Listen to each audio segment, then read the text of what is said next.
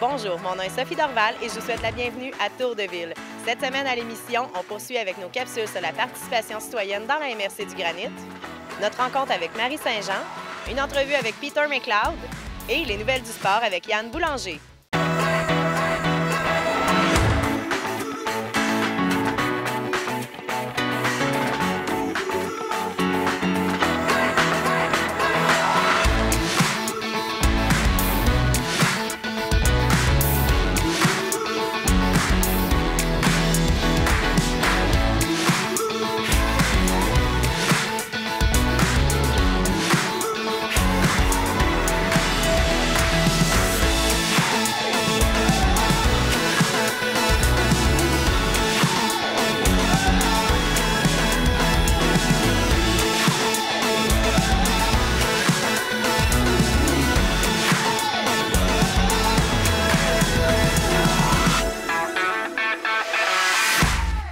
Dans le cadre de nos capsules sur la participation citoyenne dans la MRC du Granit, on s'est déplacé du côté de Saint-Ludger où a été célébré l'année dernière le 125e de la municipalité et une foule d'activités ont été organisées. On est allé rencontrer Julie, Suzanne et Germaine.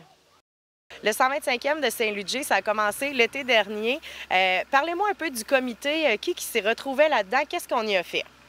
Je vous dirais depuis mars 2015, c'est à ce moment-là que le comité a été formé. Okay. Il est formé de membres du conseil municipal et de citoyens, bien entendu, de la municipalité. Et c'est ça, en raison d'une réunion par mois, les activités se sont montées et on a pu réaliser ça. L'ouverture officielle s'est faite en novembre 2016. OK. Où, lors de la veillée au village, on lançait notre calendrier des activités. OK. Puis les activités se sont déroulées au courant de l'année 2017, là, de février au 25 décembre. Ça a été plusieurs activités. Vous avez justement dû faire un calendrier, donc il y a eu plusieurs événements. Parlez-moi de quelques-unes de ces activités-là qu'on a fait. La pièce de théâtre, c'était vraiment intéressant. Germaine en a fait partie, Okay. s'est occupée de monter tout ça, d'organiser tout ça. Il y avait combien de comédiens? Oh, je me souviens pas du nombre de comédiens, en tout cas. On devait être une quinzaine. Wow! Oui. Et puis on a rempli la salle 2 fois et demi, au complet, 300 personnes. Ça a été vraiment une grosse représentation. OK. Ensuite, on a derrière nous, d'ailleurs, la dernière partie des activités qui sont en train de se faire. C'est le four à bois. On va se doter d'un four à bois qui va rester comme un souvenir de cette année-là, 2017, qui fêtait notre 125e. Et M. Gagnon est en train de faire l'excavation, puis préparer le terrain pour monter ça. Là. Ça, c'est une grosse affaire encore. Puis ça va probablement être inauguré fin de l'été, début cette année, là, le OK. début de l'automne. Donc, un four à bois qui va être communautaire, en fait, qui va être là pour servir à toute la population de Saint-Ludger pour venir faire cuire son pain, entre autres. Son pain, sa pizza, la pizza, la tarte flambée, en fait, tout ce qu'on peut penser, puis les pots de bine là, qui peuvent rester toute la nuit, puis qu'on vient chercher le matin, là, puis qui sont délicieux. OK. Donc, ça va vraiment servir à tout le monde, comme les activités qui ont été faites tout au long de l'année. Mais je veux savoir, vous, en tant que bénévole, qu'est-ce que ça vous a apporté, justement, de faire partie de ce comité-là? Qu'est-ce que ça vous a apporté, autant sur le plan personnel que les rencontres et tout ça? Qu'est-ce que vous avez appris là-dedans? Bien, moi, je trouve que c'est une grosse dose d'amour qu'on se donne et qu'on reçoit aussi, le fait de faire du bénévolat. Puis, il y a une grande fierté aussi qu'on en retire quand on voit la participation citoyenne, que ce soit même des gens qui venaient jusque de la Floride, là, des anciens résidents de Saint-Ludger qui se sont présentés. Autant lors de l'activité, on a eu aussi en février, c'est vrai, un souper spaghetti suivi d'un spectacle, un air de famille. Donc, 2 familles de la municipalité, les Tourneaux, qui est la mienne, et la famille Lacroix, qui sont mes cousins, cousines. OK. On a monté un spectacle de chant qui avait été très apprécié aussi. On a eu aussi beaucoup de visiteurs lors de notre grosse fin de semaine qui a eu la pièce de théâtre, mais qui était suivie aussi par une messe gospel le dimanche et un dîner des retrouvailles. Wow! Donc, on a bien reçu nos gens. Hein, cette journée-là, entre autres, là, puis ça a été... On avait l'archevêque de Québec. Oui. Oui, oui, avec une messe cette journée-là. Le député, M. Berthold aussi, de Mégantic-Compton, qui est venu. Oui, puis des gens qui sont venus de l'extérieur, qui sont venus de loin là, pour partager cette journée-là avec nous autres. Sous le chapiteau, c'était grandiose. Ah oui, vraiment. Vraiment. Puis la journée famille. On en a-tu parlé de la journée famille? La journée famille, oui, c'est ça. Oui, c'est très intéressant. Moi, j'ai aimé beaucoup aussi. J'ai été professeur à Saint-Ludger pendant plusieurs années. Okay. J'ai retrouvé mes anciens élèves. J'en ai retrouvé beaucoup à cette occasion. Ouais. Ils sont venus, il y en a même qui venaient de France. Wow, quand même, hein? Ouais. Donc, c'est vraiment la dose d'amour, la participation de tout le monde qui est réunie autour de ça. C'est beau à voir. C'est beau à voir aussi l'impact que ça a dans votre milieu. Je vous remercie, mesdames, et puis je vous souhaite un très beau four à bois dans votre village. On va venir voir ça quand ça va être monté. Merci beaucoup. Merci. Merci encore. Merci.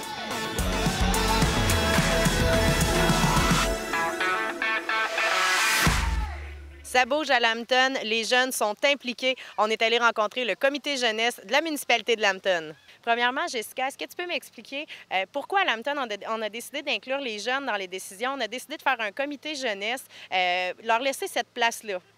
Oui, on a décidé d'impliquer les jeunes pour qu'ils puissent apprendre comment de gérer les activités, de faire un choix, d'amener une autre vie. On voulait avoir des activités qui peuvent attirer les jeunes. Alors, c'était beaucoup comme ça pourquoi qu'on l'a commencé. OK. Pour que ce soit des activités par et pour les jeunes aussi. Exact. Et puis, vous autres, les filles, vous êtes là depuis le début de ce comité-là. Je voudrais savoir qu'est-ce qui a fait que vous avez eu le goût de vous impliquer dans votre municipalité, que vous avez eu le goût de faire partie de ça. On va commencer ici. Bien, il y a eu au début, moi, je n'étais pas là. J'ai été une activité après. OK. Puis, quand j'ai vu qu'il faisait cette activité, c'était l'activité, la chasse au coco, là. OK. C'est vraiment intéressant, puis j'ai voulu m'embarquer dans le comité. OK. Et puis toi? Moi, je suis dans le comité depuis le début. Puis j'ai toujours voulu m'impliquer parce que j'ai toujours vu mes parents le faire. OK. Puis le fait de les voir, moi, j'ai voulu m'impliquer. Puis quand j'ai eu l'opportunité, j'ai pris, puis j'étais embarquée dedans. Puis tu le regrettes pas? Non. Jusqu'à présent, qu'est-ce que vous avez fait comme activité? Qu'est-ce que vous avez fait comme implication où vous avez senti que vous avez été utile dans votre milieu? Comme j'ai dit, la chasse au coco, je l'ai faite une fois, 2 fois. OK. Comme ça a été en tout 3 fois, mais je l'ai faite 2 fois.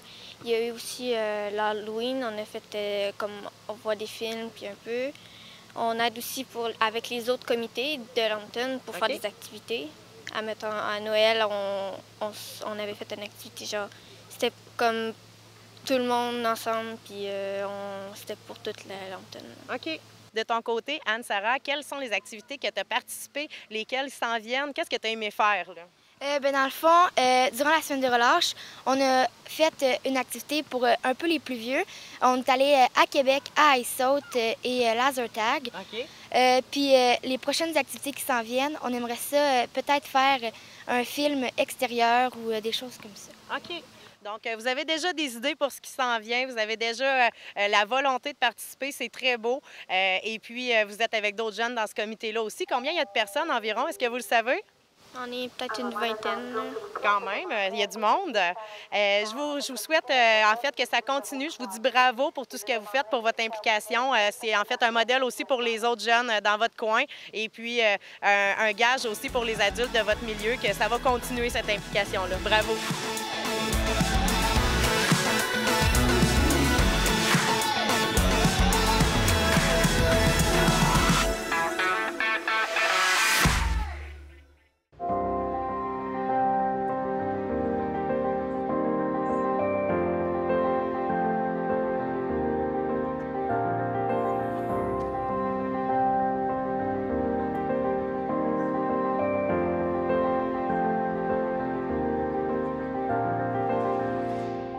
Ça fait longtemps que je voulais écrire sur ma vie. Pour moi, c'était un grand cadeau. J'ai pensé que pour mes frères et sœurs, ça serait bon que je raconte ce que j'ai vécu parce qu'eux, ils étaient trop petits.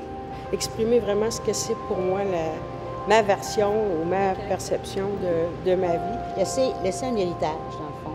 Puis aussi, c'était de rencontrer des femmes, de discuter avec des femmes, un groupe de femmes. Le fait d'échanger nous ramène aussi à nous, à nos souvenirs. L'un des objectifs de la table de concertation des personnes aînées, c'est de faire la promotion du vieillissement en santé et de favoriser l'implication positive des aînés dans leur communauté. Moi, j'ai choisi la forme photographique, justement, parce que je suis anglophone. C'est que j'avais déjà commencé à écrire ma vie, puis j'étais comme bloquée. J'ai des gens français dans ma vie, j'ai des gens anglophones, donc je me suis dit que ça serait beaucoup plus facile d'écrire par photo. Ça va m'aider à repartir, qu'à continuer. Le parcours le séparant de l'hôpital de Chicoutimi se fait rapidement. En fait, leur demeure, située à Chicoutimi-Nord, est à 15 minutes environ. Il est 16 heures lorsque Daniel vient de pousser son premier cri. « Enfin, me voilà ». C'est avec cet objectif-là que Joanne Bastien, qui était agente de développement en 2016, a développé un projet d'atelier d'écriture autobiographique pour les aînés. Premièrement, le groupe témoin, le groupe 1, le groupe 0, si tu veux. C'est un groupe tellement formidable, tellement enrichissant. Puis je me voyais pas ne pas partager ça. Elle a fait ses recherches, puis elle a travaillé de concert avec Mme Solange Despatie afin de dessiner le canevas des ateliers. Puis ce canevas-là, ensuite, a été validé par un groupe témoin qui a passé à travers le processus pendant 1 an. Ce groupe-là, dont je fais partie avec eux, c'est un groupe particulier. Je veux dire, c'est créer vraiment des liens qui vont, je crois, puis je souhaite, mais je suis pas mal sûre qu'ils vont perdurer. Je parle de Mme Despatie, puis en fait, c'est elle qui a imaginé le beau titre du projet, qui est « Notre passé, un présent pour le futur ». Pour moi, c'est le plaisir et la joie de se rencontrer et l'entraide. Si j'avais à le décrire, je vous dirais que je le décrirais comme évolutif.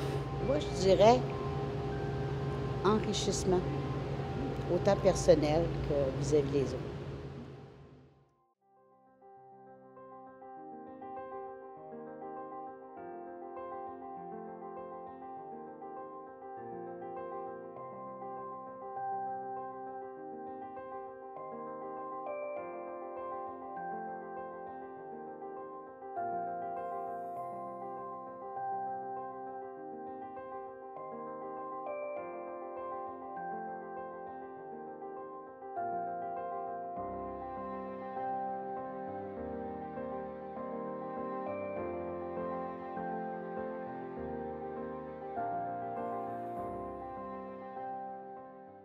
À Lac-Mégantic, une résidence privée pour aînés, sécuritaire, confortable et de service.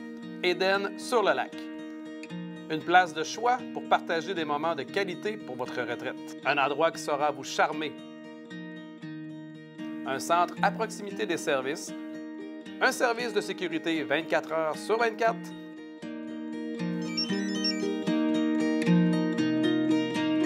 Une équipe dévouée. Je trouve qu'on est bien, je suis Port-Jean-Dio, on aime bien ça. Puis on est bien nourri, quasiment trop. Ouais. On a un service de qualité. On ne peut pas demander mieux. On n'ira pas à job pour trouver mieux. Découvrez tout le charme de notre résidence au cœur de Lac-Mégantic. Résidence Éden sur le lac. Je vais faire mon possible pour passer le restant de ma vie ici, en tout cas. Oui, ah oui, c'est notre chez nous, là. Si le monde il attend trop longtemps, il aura fini par venir par un foyer, puis il aura peut-être perdu 1 an ou 2 ans avec des amis qu'on se fait des nouveaux amis. Bienvenue chez vous, à Éden sur le lac.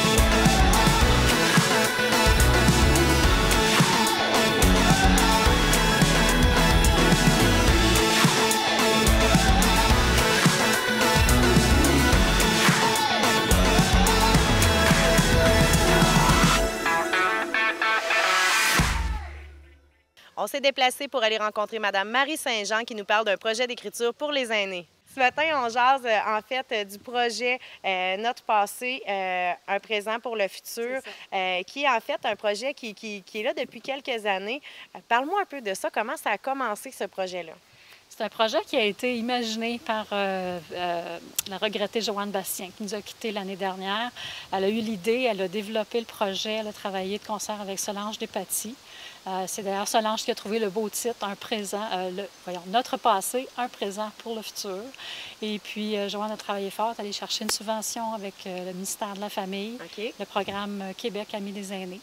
Et puis, elle a mis ça en place. On avait fait d'abord un groupe témoin en 2016, donc pour roder le tout puis développer un petit peu le contenu.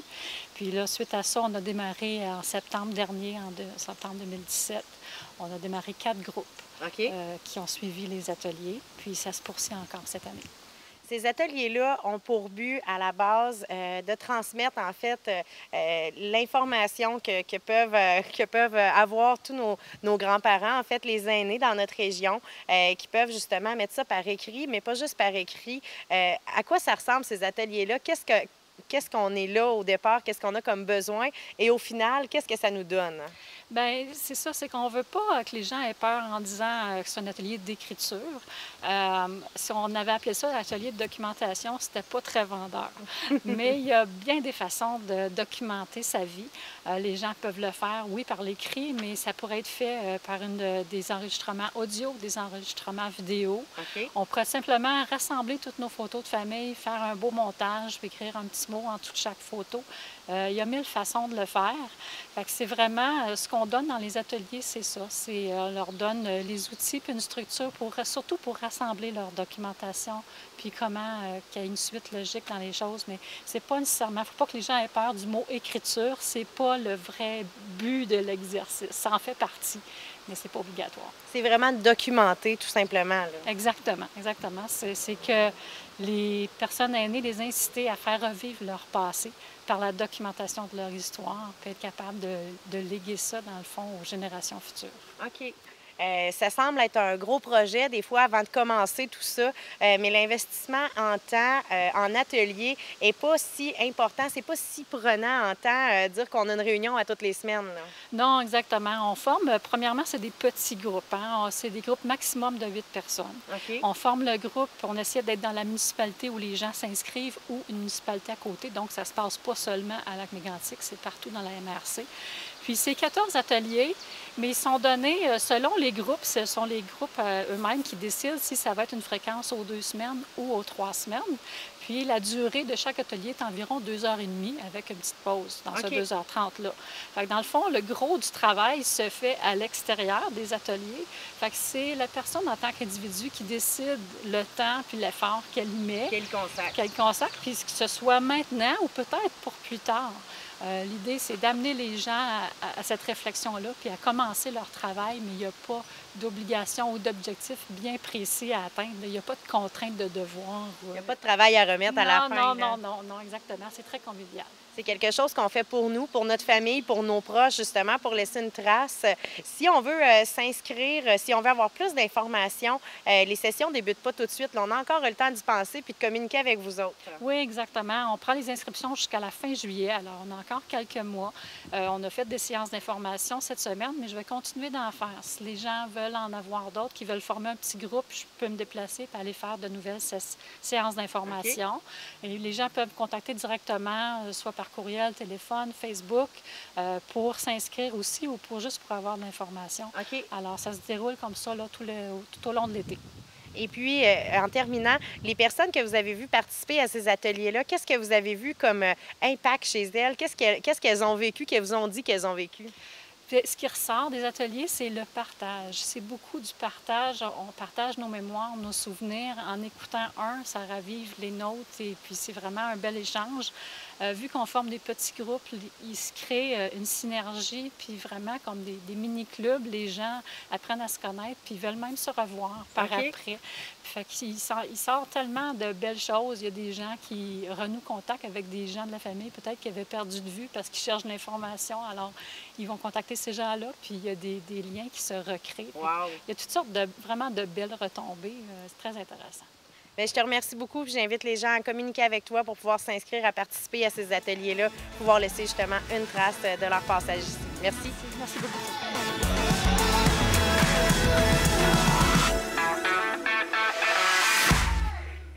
Un gars de notre coin, de Lac-Drolet plus précisément, Peter McLeod, est venu faire un spectacle samedi le 19 mai dernier à la Polyvalente Montignac. Je suis allée le rencontrer, on a jasé de son séjour à la Polyvalente quand il était adolescent et aussi de son spectacle. Peter, on est là pour ton spectacle ce soir, Libre, présenté à la Polyvalente Montignac. Là, ça te rappelle des souvenirs, la Polyvalente. T'es venu ici à l'école, ton bail était où, là? Hey, ça me fait drôle parce qu'on est exactement à l'espèce de la salle publique, je crois, c'est comme ça. Mais je suis déçu, je vois pas mes tables de ping-pong. Je vois le ping-pong à toutes les... Moi, je te dirais que dans ce coin-là, c'était pas mal ma place, là. Hey, ça fait drôle. Il me semble que c'était immense dans ma... Parce que je suis revenu quelques fois, mais j'allais directement à la salle ou la scène en arrière. Je venais pas dans l'école nécessairement, tu sais. C'est la première fois vraiment que je reviens où qu'on rentrait les portes. Il s'est passé du temps. On fumait entre les deux portes. C'est épouvantable. C'est n'importe quoi. C'est très drôle. Tout a changé, évidemment, là-dedans. Tu reviens dans la région. Est-ce que tu viens faire un petit tour à Lac-Drolet quand tu descends ou tu te dépêches puis on remonte tout de suite à Montréal? Bien, c'est du cas par cas, mais aujourd'hui, je suis descendu plus tôt, aller passer du temps avec ma petite maman Caroline, puis Henri à Lac-Drolet, puis on est allé souper chez ma soeur ici, qui est sur le bord du lac Mégantic. OK. Ouais. Fait que passer une belle journée dans la région. Ben oui, ça fait du bien. C'est drôle. Je sais pas si c'est le printemps ou c'est lourd à cause qu'il n'y a pas de soleil. Là. On vient nostalgique, là, c'est particulier, mais je suis vraiment content d'être là.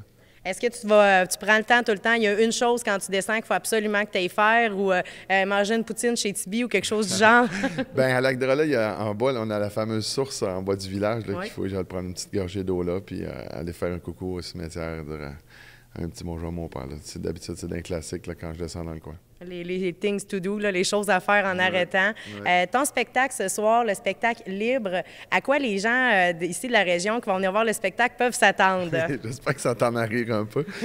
Ben, comment je te dirais ça? Ceux qui aiment ce que je fais depuis plus de 20 ans, ils vont apprécier parce que c'est le même genre d'humour, même peut-être avec un gars, veut pas, on vieillit, on évolue un peu. Mais comparativement à avant, ce que je faisais, avant, c'était vraiment une ligne, un punch beaucoup. Là, c'est beaucoup plus anecdotique. C'est un show que j'ai eu du plaisir à écrire. Ça décape encore. C'est encore corrosif, mais je te dirais que le but, c'est jamais de choquer, c'est de faire rire le monde. OK. Puis c'est la première fois aussi que j'ai un show qui... Le titre, ça s'appelle Libre. Puis tous les thèmes ont rapport avec la liberté. Ce qui nous rapproche de la liberté, qu'est-ce qui nous éloigne de la liberté. Alors, les gens, je pense qu'ils vont être en mesure de se faire une opinion sur s'ils sont libres ou pas à soir. OK. Puis là, il faut que je fasse attention parce que c'est déconcentrant. Je reconnais plein de monde. Là. C'est dur, pareil. Là. Puis il y en a fait Chris, il y avait des cheveux la dernière fois. Est-ce qu'on est plus libre, hein? Il y a tellement de règlements, des lois, des petites lois, juste les lois. Je pense que comme moi, des fois, on fait quelque chose et on dit je dois être en train de faire de quoi de pas correct. Hein? Je dois être en train de commettre un Gaston, salut. Ça va être... Là, je regarde plus, regarde. Si je vous reconnais, je vous le dirai après, tabarnak. Je vais te fucker toute la soirée. Mais un bon exemple, juste montrer que les lois, à quel point on est rendu atteint dans le cerveau. Dernièrement, je suis dans un Tim Hortons, je répondais à mes emails. Je me lève la tête, il rentre 2 policiers dans le team. J'imagine, il va chercher un café. À la bonne place pour ça. Asti, je suis venu mal, j'ai caché mon téléphone. Tabarnak. On va ressortir en sachant si on est libre ou pas. C'est une bonne chose. En suivant tes anecdotes, une anecdote ici de la région de la Polyvalente, t'en as-tu une pour nous autres pour conclure? C'est ma vie, là, c'est sûr. J'en ai plein. Caroline, une anecdote en particulier. Bien, la porte dans le fond, là, avant, c'était des grosses poignées comme en métal. Ouais. Puis je me souviens qu'une fois, c'était un congé, là, que le monde a hâte de descendre. Là, puis moi, puis une couple de gars, on avait toutes les portes. Là, celle-là, on avait mis des bâtons. Écoute, les gens, ça s'est pacté là. À ne pas reproduire. Non, puis c'est pas intelligent. S'il y avait eu un feu ou quoi que ce soit, c'est très dangereux. Là.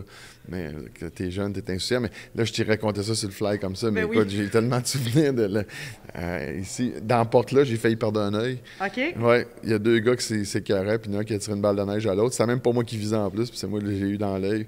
Puis j'étais passé quasiment un mois avec une espèce d'œil de pirate. Là. Mais Une niaiserie. ouais, je pourrais t'en raconter longtemps.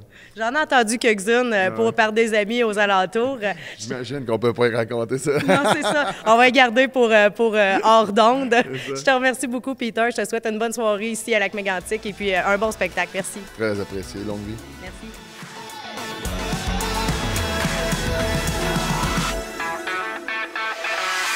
C'est maintenant le temps de vos nouvelles sportives régionales avec Yann Boulanger. Le baseball débutait du côté de Lac-Mégantic au cours des dernières semaines et nos Aces étaient bien sûr en action. On débute avec les Moustiques du côté A et on a eu une fin de semaine assez chargée, quand même 4 matchs et on a eu une victoire, 2 défaites et un verdict nul. Et dans ces matchs-là, il y a des jeunes qui se sont mis en évidence. On a eu Nolan Godbout qui a réussi 18 retraits au bâton en 7 manches de travail. Là, je vous dis ça comme ça, il y a 3 retraits par manche. 18 retraits au bâton en 7 manches, ça ne laisse pas beaucoup de retraits, outre que des retraits au bâton. Donc, quelle performance inspirée de la part de Nolan Godbout. Et d'un autre côté, c'était les débuts au monticule de Maverick Godbout, qui lui a retiré 6 frappeurs au bâton en 3 manches de travail. Donc, c'est 9 retraits au total, 6 retraits au bâton. Donc, une belle première expérience pour Maverick Godbout comme lanceur du côté des Aces dans le Moustique A. Donc, je répète, une victoire, 2 défaites et un verdict nul. Du côté de l'équipe des Pee-Wee A, ça a été un petit peu plus difficile alors qu'on a eu une victoire et 3 revers. Tout ça a débuté du côté de Drummondville avec des défaites de 10-4 et de 11-3. Donc, ça débutait bien mal la saison. Le lendemain, on s'est rendu du côté de Danville alors qu'on a gagné un match et perdu un match. Une victoire de 14-5, donc quand même une victoire là, assez facile, mais une défaite aussi de 8-6 au cours de ce week-end pour les Pee-Wee A. On note les performances de William Fortin et de Mathis Filion qui ont été excellents au monticule. Donc, une victoire, 3 défaites pour les Pee-Wee A. C'est un petit peu moins bon que le début de saison du côté des Moustiques. Donc, ça, c'est du côté du baseball. Je voulais aussi parler un petit peu de natation, chose qu'on ne fait pas très souvent. L'équipe des Béliers, qui est entraînée par François Galilée, ont connu un week-end. Ça s'est passé les 13 et 14 avril dernier et c'était à Saint-Jérôme. Et il y a plusieurs courses là, du côté de la natation. J'ai pris des notes pour pouvoir vous les dire parfaitement parce qu'on avait des représentants du côté de l'équipe des Béliers. On avait 2 gars et 2 filles. On débute du côté des dames. Donc, c'est Léa Hamelin qui, elle, a réussi aux 50 mètres libres une 21e position, aux 50 mètres brasse une 14e position, aux 100 mètres brasse une 16e position et elle était aussi du côté en équipe et elle a réussi aux 4 x 50 mètres 4 nages une 2e position avec son équipe. Donc, c'est une très, très bonne performance pour Léa Hamelin. Du côté de l'autre fille, on a Sarah Vachon qui, elle, était aux 100 mètres papillon, elle a terminé 7e et aux 50 mètres libres, une 12e place pour Sarah Vachon.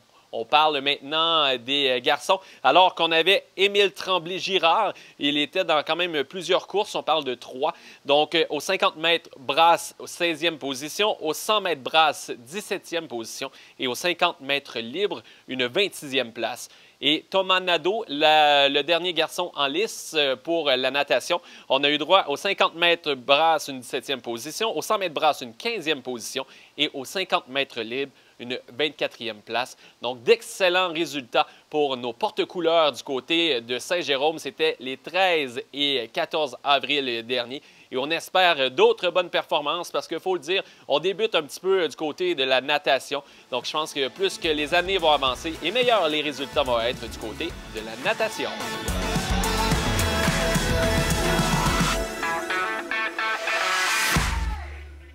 Voilà ce qui conclut l'émission pour cette semaine. En terminant, on vous invite à visiter notre page Facebook Action TV pour être au courant des dernières actualités. Bonne semaine!